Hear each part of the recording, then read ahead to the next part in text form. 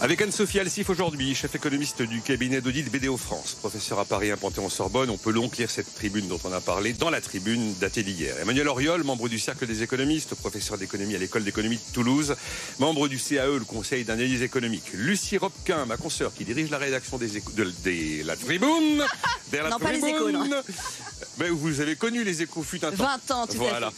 Ludovic Subran, le directeur des investissements d'Alliance, qui va continuer à acheter de l'OAT. Qui va continuer à acheter de l'OAT? Avec enthousiasme. Français, moi, monsieur. OATTT, chef économiste d'Alliance. Et il publie L'export fait vivre, ces entreprises françaises championnes du monde au Cherche Midi. Une fidèle auditrice de l'émission qui s'appelle Laurence me dit c'est pas mal la bande son cigale quand on parle de la dette. C'est assez bien vu. Ah, joli, voilà. Joli. Bravo. Belle métaphore. Bravo. Oui, je peux vous les faire. Les fourmis, on les entend pas. Ça, c'est sûr. Regardez le boucan que ça fait là. Et c'était Laure Closier, il était tranquille, pépère pendant sa matinale, et à 9h, top départ. On reprend notre histoire de mix. Donc, le bon mix, c'est quoi? C'est celui d'aujourd'hui, il faut faire plus de renouvelables. Et est-ce qu'on continue à subventionner? Alors, il faut continuer de subventionner, faire un peu plus de renouvelables, on l'a dit, il ne faut pas massivement faire des renouvelables, mais en tout cas, l'estimation, c'est 3-4% de plus. Et surtout, l'objectif, c'est d'avoir un coût de l'énergie du mix total qui soit attractif. Parce que c'est ça, en fait, qui compte. C'est pas renouvelable, polémique, c'est progressif, ça l'est pas. Ça, c'est vraiment des raisons politiciennes. C'est de dire à quel coût de l'énergie globale on arrive pour attirer les industriels, pour relocaliser et ouvrir des usines en France. C'est ça le seul sujet. Et après, une fois qu'on a ce coût et ce mix d'énergie décarbonée, on s'en fiche du mix. Mais en tout cas, ce mix, il doit rester renouvelable, nucléaire et bien évidemment hydrogène, biofuel, c'est ce que font les autres pays comme la Chine. Il y a un sujet il est complexe. À titre personnel, je n'arrive pas à le trancher.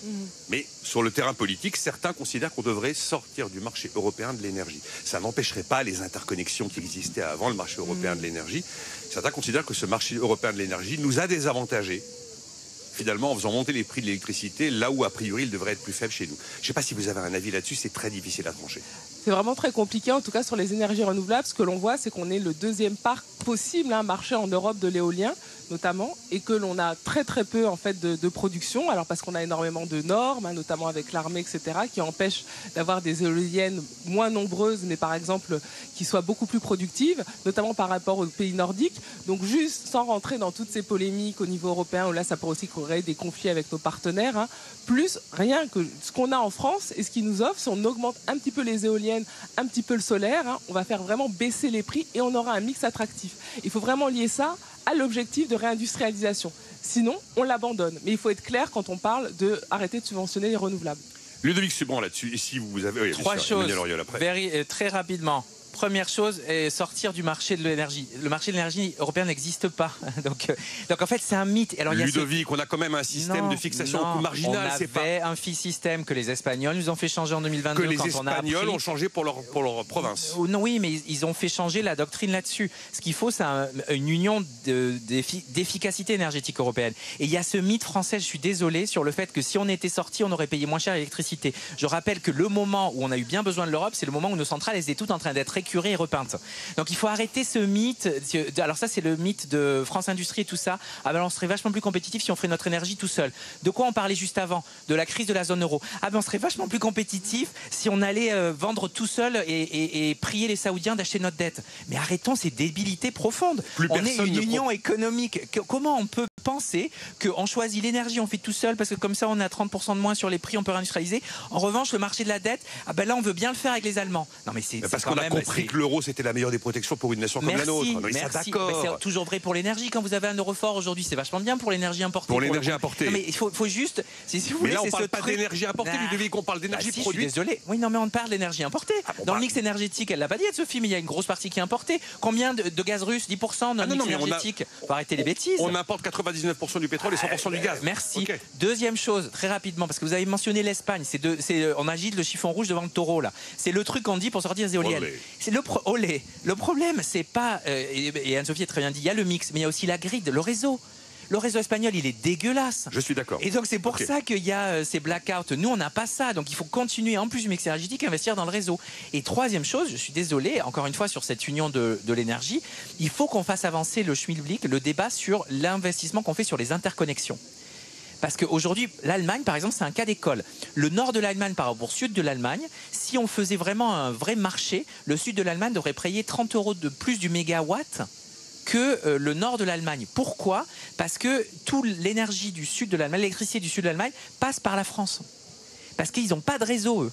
Et donc, en fait, le vrai sujet du marché de l'énergie, c'est de réinvestir dans nos interconnecteurs entre l'Espagne et la France, entre l'Italie et la France, entre l'Allemagne et la France. Et c'est ça le vrai sujet. C'est pas, on va pas faire baisser les prix pour nous tout seuls parce qu'on a un peu de nucléaire. C'est pas vrai. On a besoin de l'interconnexion pour faire baisser le prix de tout le monde. Parce qu'aujourd'hui, on est 30% plus cher que les Américains et que les Chinois. C'est comme ça l'Europe. C'est pas genre, on sort un peu parce que dans un moment de fenêtre d'opportunité qui dure 6 mois, on a potentiellement un mix énergétique un peu meilleur que les autres. C'est faux, ça. C'est comme pour les trains, ils arrivent à l'heure si les rails sont bons. Mais bien sûr. À côté de ça, j'ai un peu du mal à être totalement convaincu des effets vertueux de la fixation au coût marginal sur la dernière unité produite. Ça, c'était une bêtise, mais parce qu'on n'est pas passé en économie de guerre. Bon. Non, mais c'est un autre sujet. Il y a une guerre.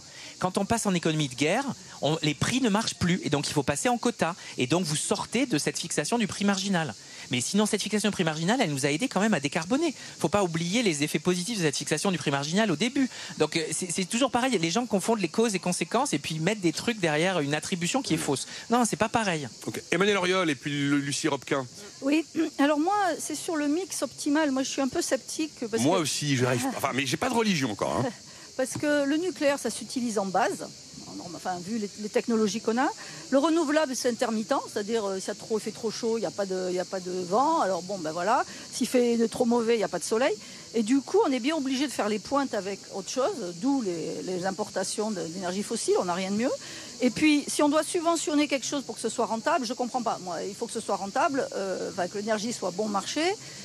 En soi, si c'est l'argent public qui subventionne l'énergie, donc on a un souci en Europe, et moi il me semble que le nucléaire est fondamental, c'est à la fois décarboné, fiable, et on peut avoir des coûts relativement bas. Donc j'irai plutôt vers là. Et puis alors l'idée de faire un marché de l'énergie français, je suis complètement opposée, parce que c'est l'idée...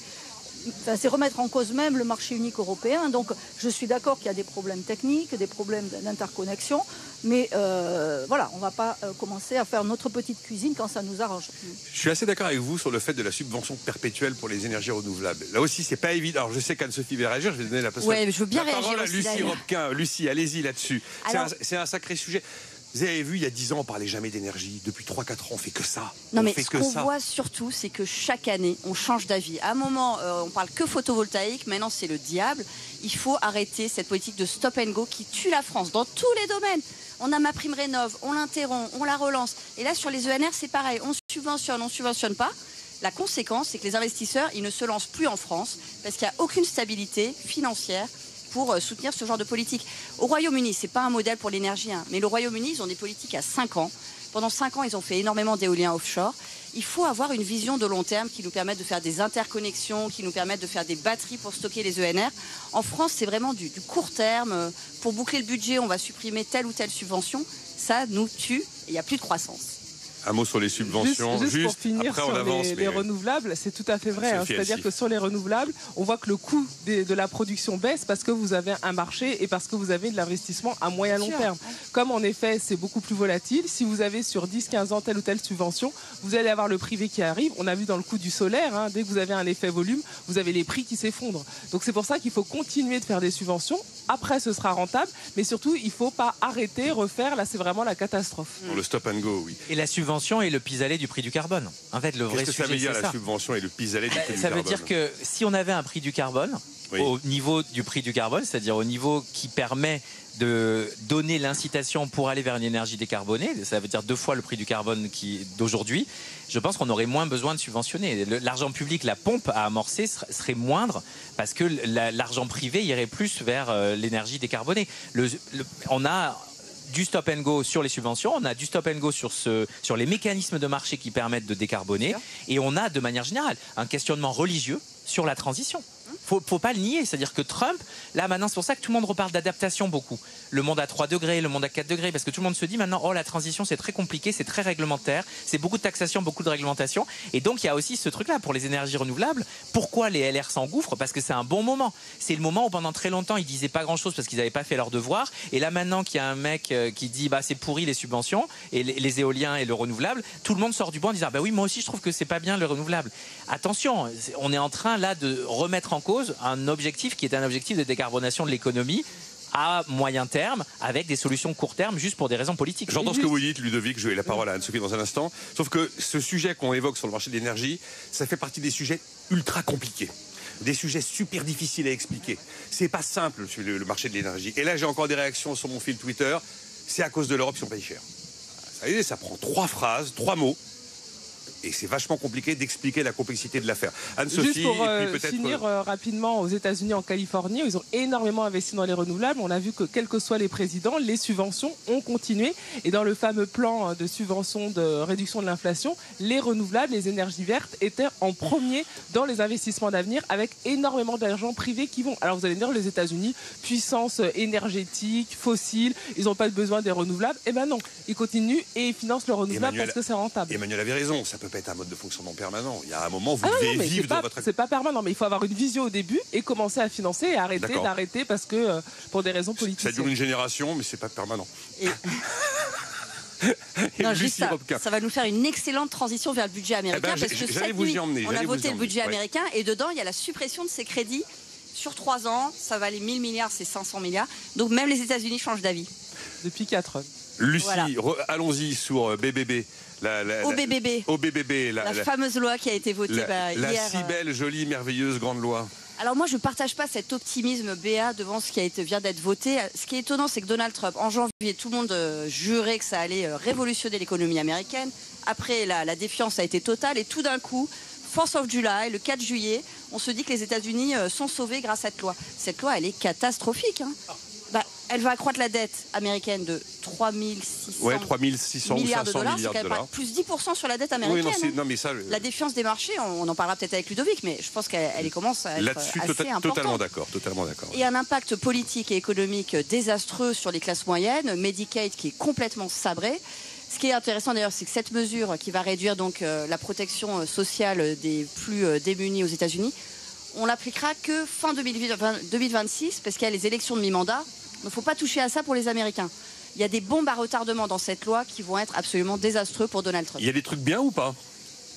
Il y a des trucs bien, ça c'est la bonne question. Il y a beaucoup de maintien de baisse d'impôts qui, à mon avis, se justifient partiellement, notamment sur l'impôt sur les sociétés et l'impôt sur le revenu. Beaucoup de baisse d'impôts qui avaient d'ailleurs été votées par Donald Trump lors de la précédente mandature et qu'il fallait redoubler. Sur les autres aspects, je vois rien de bon. Emmanuel Auriol, vous partagez l'idée que c'est désastreux? Désastreux. L'OBB, l'O3B. OBBB. Non, c'est un succès temporaire, immédiat là. Donc il est passé au forceps. Mais les conséquences à long terme, là, ils augmentent la dette de l'équivalent de la dette de la France. La Chine, ils rentrent dans des guerres commerciales. Il faut savoir que c'est les Chinois qui détiennent une très grosse partie de la dette américaine. C'est pas une démocratie, la Chine. S'ils veulent la vendre, la dette américaine, ils vont la vendre. Ils ont commencé à le faire. Donc c'est pour ça que d'ailleurs, d'un certain point de vue, ça a bénéficié à la France qui émet de la dette, parce que comparativement, on se dit après tout, la dette française par rapport aux États-Unis où ils sont fous. Mais Donald Trump, c'est désastreux. Moi, je le trouve incompétent. Il change d'idée comme de chemise. Il a abîmé la vision qu'on pouvait avoir et la confiance qu'on pouvait avoir dans l'économie américaine. Donc, je suis tout à fait d'accord. Bombe à retardement dans tous les sens. Voilà, c'est un répit de courte durée parce qu'il y a eu un budget qui a été voté. Vous êtes en train de tuer mon teasing de ce matin où je disais succès sur le vote du budget à la bonne date prévue, en plus hyper symbolique. Soumission totale des Européens au sommet de l'OTAN. Le cessez-le-feu, mine de rien, Israël-Iran qui donne des signes de résistance. L'accord de paix qui est intervenu entre la République démocratique du Congo et le Rwanda. L'accord commercial avec le Vietnam. Wall Street qui est pas mal remonté. Ça fait un peu carton plein quand on parle de quelqu'un qui va au casse-pipe. Enfin, vous tuez mon teasing, mais je vais quand même essayer de le sauver. J'en ai 2 encore avec qui je vais peut-être le sauver. Anne-Sophie et Ludovic Subran. Moi, c'est vrai que je serais peut-être plus terre à terre parce que je suis toujours sur les chiffres de la prévision. Alors, vous rappelez-vous, on parlait d'un risque imminent de récession aux États-Unis. Avec vous, d'ailleurs, récession aux États-Unis. Ce qu'on voit, c'est qu'en effet, on a un très fort ralentissement de croissance, carrément de moitié. On devait être à 3% de croissance, on va peut-être être à 1,5%. Donc juste en quelques mois, voire moins. Mais au-dessus de 1, normalement. Voilà. Mais en tout cas, on n'est pas dans le risque de récession qu'on avait prédit, etc. Donc, mais on a quand même un très fort ralentissement. Le premier trimestre a été chaud. On a révisé de moins 0,2 à moins 0,5, c'est pas mal. Exactement, mais bon, c'était vraiment la fin du monde. Donc là, on le voit. Sur l'investissement, ce qui est très intéressant, c'est qu'on a un ralentissement de croissance. Mais pourquoi on a un ralentissement? Parce que justement, l'investissement dans la contribution est divisé par 3. Donc on n'arrête pas de dire en France, la dette, pas d'investissement. Là, c'est exactement ce qui se passe aux États-Unis. Alors que toute sa politique de droits de douane, c'est pour justement attirer l'investissement productif pour remettre des usines. Donc là, on voit, en tout cas juste dans les chiffres, je ne parle pas des annonces spectaculaires ou voilà, juste dans les faits, qu'on a cette contribution à l'investissement qui est divisée par 3 dans la contribution à la croissance. Donc c'est vrai que de dire cette politique est un succès, le risque en plus inflationniste est derrière nous. On continue d'avoir un peu d'inflation aux États-Unis, on n'est pas dans la situation zone euro. Logement, énergie qui s'effondre, les biens manufacturés qui pourraient augmenter si on a les droits de douane, parce qu'on sait très bien que c'est le consommateur américain qui va payer. Ah, mais ça, c'est donc clair, quand on depuis voit le début, tous ces sous-jacents, bien évidemment c'est normal, Donald Trump, on le connaît dans son rôle, tout est un succet, même si c'est la catastrophe. Oui, l'Amérique va changer. Il le vend très bien. Et les on jours voit heureux sont là. Oui. On y est sensible sur ce plateau, c'est vrai. On a une bonne mise en avant des soi-disant réussites, mais sur le faux, en tout cas économique, et par rapport à son objectif de réindustrialisation, en tout cas, moi, je vois dans les chiffres qu'il n'y a rien. Je suis donc très seul sur ce plateau. J'en avais un dernier, 150 000 emplois au mois de juin. Je sais que ces chiffres de l'emploi sont des chiffres ultra surveillés parce qu'ils sont une sorte de boussole pour la Réserve fédérale. Donc voilà, je vais être seul. Ouais, je reprends juste un point que tu as dit, le Vietnam, les 20%. Alors c'est vrai qu'il leur avait promis 40. Ils finissent à 20. Mais en fait, il y a 6 mois, ils étaient à 5. Donc en fait, est-ce que c'est... avant la guerre commerciale. Ah ouais. Oui, avec l'Europe, c'était 2,5. Ouais, et on va finir à 10. C'est pour ça, c'est-à-dire que Trump, tout est une communication organisée. Moi j'avoue que je ne vois pas avec 10% de barrière douanière en moyenne, 13% aujourd'hui, mais disons qu'on revient 50 ans en arrière, avec du déficit à gogo, je ne vois pas comment t'évites l'inflation, la stagflation. Je ne comprends pas, si tu veux, comment on peut se réjouir de ce qui se passe aux États-Unis aujourd'hui. Alors après, c'est sûr qu'il a tellement changé de choses, y compris sur la dérégulation. Donc là, c'est pour ça que les marchés adorent le côté dérégulation. On a vu ce qui s'était passé, rappelle-toi, en 2022 avec les banques qu'on avait dû recapitaliser au dernier moment. Donc moi, je pense que c'est un modèle hyper risqué. Et que là, il faut absolument qu'il capitalise sur ces bonnes nouvelles parce qu'il sort d'une séquence très mauvaise. Il a été discipliné 2 fois par les marchés en 6 mois. 2 fois. Attends, j'ai le 9 avril. Il y a eu le 9 avril et il y a eu le 25 janvier et le 9 avril. Le 25 janvier, il y a coup de chaud sur la dette américaine et le dollar qui commence sa catastrophe. Pire dépréciation du dollar depuis 40 ans. Oui, c'est lui. Donc, si tu veux, il y a quand même un sujet. Emmanuel parlait des Chinois. Les Chinois, en une nuit, ils ont vendu 54 milliards. Nous, en Europe, tous les Européens, les institutions financières ont toutes hedgé, protégé leurs expositions en dollars. Les gens, le biais domestique est énorme. Donc, si tu veux, il y a eu fin janvier et puis bien sûr du 4 au 9 avril où Jamie Dimon doit l'appeler en lui disant arrête tes bêtises. Le mec est entouré de gars de hedge fund, les Peter Navarro, les Robert Lutnick, le patron de JP Morgan, tu vois, JP Morgan, qui dit il faut absolument arrêter ça parce que là les marchés ne font plus confiance aux États-Unis. Donc pour l'instant il y a un petit moment de répit. Mais moi, je pense que cette idée que la volatilité est derrière nous, que le pire est derrière nous, c'est un construit pour se faire plaisir avant l'été, pour pas, tu vois, partir en vacances de façon, voilà. La référence à 2022, c'est lorsqu'on a des banques régionales qu'on avait dérégulées en dessous de 250 milliards de bilan. Les ABC Bank qui font défaut, qu'on capitalise. Oui, mais on n'a pas eu une tension sur la dette US à ce moment-là. Non, bien sûr que non, mais de toute façon, parce qu'on sortait de Covid et il y avait, c'était juste avant la crise ukrainienne, etc.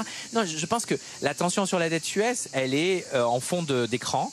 Les gens regardent les marchés actions en pensant que c'est ça qui donne le pouls, mais les marchés actions, ils donnent le pouls de taux d'épargne des Américains. Ce qu'il faut regarder maintenant, c'est au marginal qui va investir dans la dette américaine. Et aujourd'hui, si vous êtes japonais, coréen, chinois, européen peut-être, canadien certainement, vous allez peut-être vous délester d'un peu de dette américaine. Mesdames Auriol et Robquin. Allez-y. Non, mais moi je suis totalement d'accord. Si t'espérais que je revienne en disant c'est formidable ce qui est en train de se passer aux États-Unis, moi je pense que c'est de la com. Trump est un type qui vient de la com et il n'est pas compétent techniquement et il fait n'importe quoi. Et donc là il a quelques succès, il a réussi à signer son budget, mais à quel coût? Les douanes avec le Vietnam, c'est hyper stratégique. Si, parce que le Vietnam peut devenir une porte de sortie de produits asiatiques.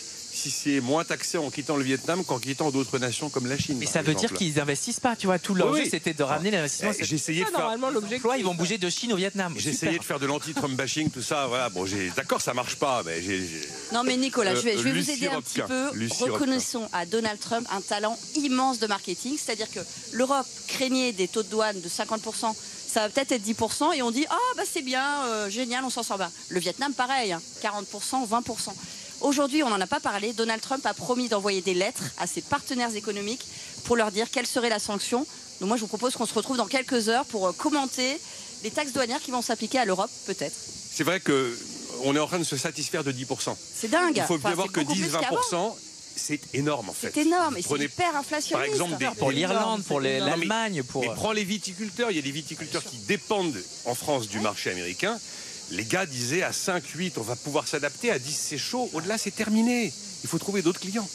Et quand vous êtes le cognac et que vous exportez 95% de la prod, et sur ces 95%, il y en a à peu près la moitié qui va aux US. Et puis Nicolas, faut pas oublier, pendant que nous on regarde à l'ouest, les Chinois, eux, doivent trouver un nouveau marché. Donc ils vont forcément dumper encore plus si on n'utilise pas les mécanismes de représailles. Ça se voit déjà dans les exportations chinoises vers l'Europe. Impressionnant, surtout vers la France. Il y a un moment, on ne va pas multiplier les besoins des Européens parce que les Chinois ont besoin d'écouler leurs marchandises. Non, mais ils sont prêts à baisser les prix. Et donc pour notre industrie, eux, ils ont un prix de l'électricité qui est 30% moins cher que le nôtre, par exemple. On en revient à un autre sujet. Un autre sujet de l'énergie. Les éoliennes, on t'a dit. Ah, mais... Oui, alors les éoliennes. Non, mais l'un des éléments d'attractivité des États-Unis, c'est évidemment le prix de l'énergie. Mais alors c'est le prix de l'énergie avec aussi un renoncement total à tout effort de transition accélérée. C'est pas de l'énergie décarbonée. Ce qui m'amène directement vers Emmanuel Auriol. Vous vouliez dire un mot de ce que vous appelez une sorte de recul un peu généralisé des stratégies ESG. Et dans les stratégies ESG, le E, c'est environnement.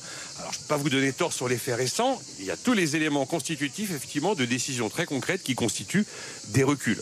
Ah oui, non, là. Alors, il y a une conjonction de choses. L'Europe s'est dotée, donc... de la CCRD qui a été très critiquée à juste titre. C'était une espèce d'usine à gaz délirante où les entreprises devaient doubler leur personnel pour faire la double matérialité, c'est-à-dire faire un reporting. Alors, il y avait 1500 critères. Enfin, qui c'est qui fait ça ? Le reporting extra-financier. Oui, donc... Les 1500 critères ne sont pas tous obligatoires. Non, mais bon. Rien que les étudier, oui. Décider qu'est-ce que je dois mettre, pas mettre. En fait, je pense que ça a été un peu le fruit d'agences de consultation qui se sont créées du business, parce qu'en fait, vous ne pouvez pas le faire tout seul. Donc, ils ont conseillé l'Europe et on se retrouve avec un monstre. Donc ça, c'est contre-productif parce qu'on a besoin, effectivement. Donc ça, c'est le premier point. Donc une critique, une petite musique. Rotaillon fait partie, je pense, avec des rois, finalement, tout ça. Bon, voilà. Trump qui dit, mais on s'en fout de l'écologie. Puis alors, les entreprises qui veulent promouvoir les femmes, on ne travaille pas avec. Donc vous voyez, il y a toute une attaque, le retour de la masculinité toxique où il faut, bon voilà. Donc tout ça, et c'est vrai qu'on est tout seul, si l'Europe est toute seule dans le monde à faire des efforts, notamment pour la décarbonation, on a un coût de l'énergie qui est très cher et on est face aux BRICS qui s'en foutent, face aux États-Unis maintenant qui s'en foutent. Donc il y a vraiment un retour entre la guerre et les besoins de militariser. Donc on se dit les priorités, c'est ça.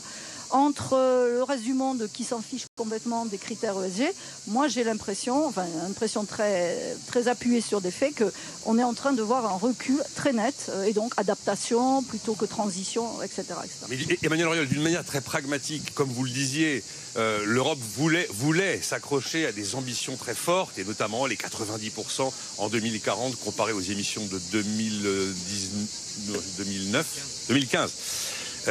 Mais on ne peut pas être les seuls au monde à faire ça, avec l'impact énorme en termes de compétitivité que ça représente. Mais tout à l'heure, Ludovic évoquait les taxes carbone. Mais tout ça, c'est un problème de bien public mondial. Donc si on ne s'y met pas tous, ça ne sert à rien ce qu'on fait en Europe.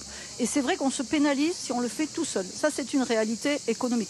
La question, c'est quand même qu'on doit faire quelque chose. Parce que, enfin, en tout cas, si on ne fait rien, s'adapter, il va falloir le faire. Il reste quoi, Emmanuel, du multilatéralisme qui permet d'imaginer qu'on puisse trouver... Même les 15%, l'IS-Mini à 15%, les US ont réussi à en sortir, alors qu'il a fallu des années de boulot à l'OCDE pour faire ce BEPS. Et voilà. D'où mon pessimisme. Et à mon avis, on est dans une phase de recul massive. J'ajoute une petite pointe d'espoir néanmoins, parce que sinon on va tous se tirer une balle. La Chine fait des efforts immenses en termes d'énergie renouvelable et on y revient. Et pour la première fois cette année, la Chine réduit ses émissions de carbone. C'est quand même le deuxième pays au monde, premier pays au monde. Oui, mais ça, c'est tous les pays. Une fois qu'on s'industrialise, les émissions de carbone, ça, c'est mécanique presque. C'est grâce aussi au déploiement des énergies renouvelables. Et puis, alors, la Chine est un pays qui investit énormément en recherche et développement, énormément. Donc, on le voit, il y a plein d'innovations. Peut-être qu'on sera soigné par des médicaments chinois dans le futur. Mais c'est plus l'usine du monde, la Chine. C'est ça. Non, c'est ça. Cette vision d'un pays archaïque qui fabrique des jeans. Non, les gars. Et donc, effectivement, et puis bon, ils souffrent dans les villes de pollution, là pour le coup, qui a un impact direct sur la santé des Chinois. Donc oui, il va y avoir des effets. Mais Si on est tout seul, enfin moi pour le court terme, l'Europe a perdu la bataille. On a 2 minutes, Anne-Sophie Elsif, allez-y. Non, sur l'ESG, là aussi, il faut faire attention. Nous, c'est vrai qu'on travaille beaucoup avec des entreprises sur ces sujets. En effet, le premier retour, c'était c'est énorme, qu'on va faire, etc. Ça a permis quand même pour beaucoup d'entreprises, notamment concernant les sources d'approvisionnement, l'accès aux matières premières, de voir aussi quelles étaient les failles dans leur business model. Et de dire, ah bah oui, c'est vrai qu'on voit avec ces normes ESG, sur 10-15 ans, si on ne change pas notre source d'approvisionnement, si en fait on est trop dépendant du cacao, etc., qu'on a telle chaîne de valeur, où on a du protectionnisme ou des guerres, en gros, on a notre business qui peut du jour au lendemain disparaître. Donc là aussi, cette ESG, c'est toujours un coût, comme toujours. Dès qu'on investit, qu'on a une vision, ça a toujours un coût. Mais ensuite, on peut vraiment avoir un rendement qui est important pour certaines entreprises d'avoir des plans de transformation sur le moyen long terme. La facture verte avant la croissance verte. Exactement. On a 1 minute pour les contrôleurs aériens, si vous voulez dire un mot, Lucie Robquin. Nos amis, nos On va amis de terminer l'été. sur une note extrêmement positive sur la France. Donc 2 syndicats minoritaires qui vont faire annuler des milliers de vols en France et en Europe, parce qu'il y a aussi des interconnexions, parce qu'ils ne souhaitent pas être contrôlés sur leur temps de travail. Je vous rappelle qu'il y avait eu un incident majeur à Bordeaux, je crois en 2022. Les contrôleurs aériens n'étaient pas là. 2 avions ont failli se percuter. C'est pour ça qu'aujourd'hui on parle de pointeuses, pour vérifier que les contrôleurs aériens travaillent sur place.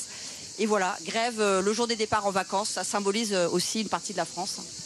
Ah, on a encore 1 minute. Vous avez libre antenne, vous voulez dire un truc en 1 minute? Bah oui, ils sont mal payés, les contrôleurs aériens. Ah, ils sont très malheureux. Très mal payés. Le- J'aurais dû le dire. Oui, Le à 9 statut, 000 € par mois, il faut quand même le rappeler. Ouais, Et puis ils pas de travaillent vacances, beaucoup. ouais, Et puis ils c'est- travaillent beaucoup quand même toutes les semaines, donc enfin, tous les mois. Donc moi je pense, bon, c'est normal. Il faut quand même se mettre à leur place. Et vous êtes de Toulouse, donc vous défendez l'aérien. C'est normal. Encore un Non, mot. non, mais merci, bonne un mot. rencontre économique avec Sinon, Aix-en-Provence. taisez-vous à jamais. On a des fans. Il y a des Suivrez fans. les vidéos en ligne. Il y Voilà. a plein de rencontres, enfin de panels très intéressants et c'est accessible à tout le monde. Donc il faut en profiter pour l'éducation économique et financière. Beaucoup de travail. Ça n'a pas cessé, vous voyez, c'est comme la dette, ça monte minute après minute. Merci à vous 4 Merci, d'avoir Nicolas. été là. Merci Nicolas. Anne-Sophie Elsif, Lucie Robquin, Manuel Auriol et Ludovic Subran. BFM Business très largement délocalisé aux 25e rencontres d'Aix-en-Provence, notamment aujourd'hui. Et vous retrouverez Edwige Chevrillon demain. Voilà, je vous laisse avec tout pour investir.